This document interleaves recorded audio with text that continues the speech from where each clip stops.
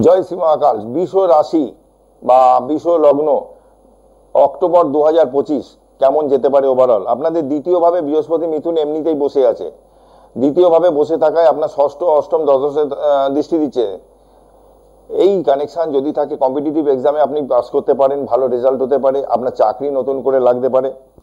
আপনাদের বৃষ লগ্নের জাতক জাতিকাদের দশম ভাব, দশম একাদশ দ্বাদশ, দশমে রাহু বসে আছে, জব চেঞ্জ। কুম্ভ রাশির ঘরে রাহু বসে আছে, জব চেঞ্জ হতে পারে। বৃষ লগ্নের চতুর্থ ভাবে কেতু শুক্র, 1 2 3 4, চতুর্থে কেতু শুক্র বসে আছে। শুক্র কেতু চতুর্থ ভাবে থাকায় আপনার ইউরিনাল প্রবলেম হতে পারে, মায়ের হেলথ নিয়ে কিছু প্রবলেম হতে পারে, এগুলো হতে পারে।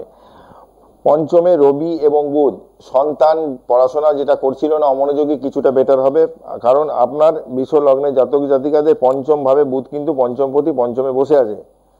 2 3 4 5 রবি যুক্ত বুধ। আচ্ছা, আপনাদের কথাবার্তা খুব সীমিত হবে, ভালো কথাবার্তা বলবেন। এই সময় আপনি কোনো ব্যবসায় যদি থাকেন সেখানে ইমপ্রেস করতে পারবেন কাউকে। মঙ্গল বুধ ষষ্ঠে চলে যাচ্ছে, মঙ্গল বুধ ষষ্ঠে থাকবে হচ্ছে আপনার তুলা রাশির ঘরে চলে যাচ্ছে 17ই অক্টোবর।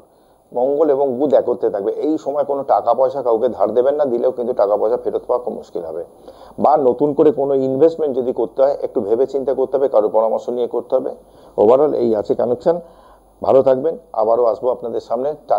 চাকরি কিন্তু আপনাদের জব চেঞ্জের দারুণ কানেকশন আছে, চেষ্টা করতে পারেন। জব চেঞ্জ বা ট্রান্সফার যেগুলো আছে এগুলো হতে পারে।